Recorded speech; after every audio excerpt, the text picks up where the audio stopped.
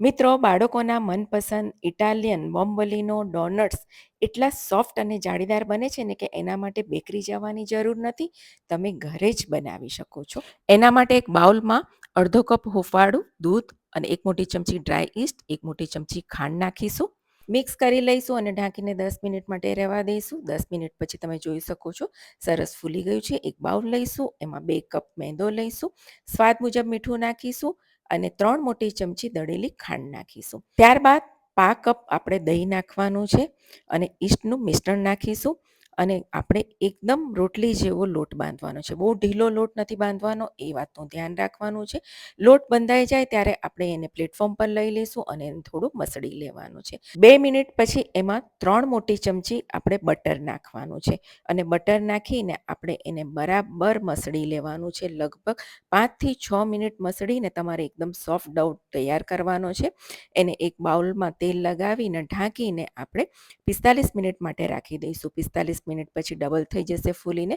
એમાંથી આપણે એક સરખા 8 ભાગ કરવાના છે અને એને આપણે આ રીતે ગોળ કરી લેવાના છે. થોડા પણ ક્રેક ના રહે અને એકદમ સોફ્ટ આ રીતના ગોળ કરી લેવાના છે. એને ટિશ્યુ પેપર પર કાપીને રાખી દઈશું.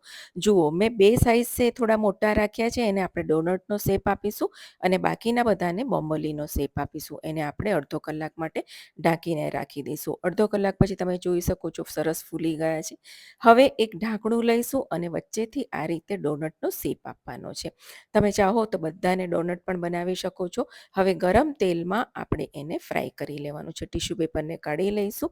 ફેરવતા ફેરવતા બધી તરફથી આપણે સરસ કૂક થઈ જાય અને એકદમ સરસ બ્રાઉન કલર આવી જાય ત્યાં સુધી એને ફ્રાય કરવાનું છે. ડોનટને પણ આપણે આ રીતે જ ફ્રાય કરી લઈશું. તેલને મીડિયમ ફ્લેમ પર જ આપણે ગરમ રાખવાનું છે અને જુઓ, આપણા ડોનટ પણ ફ્રાય થઈ ગયા છે.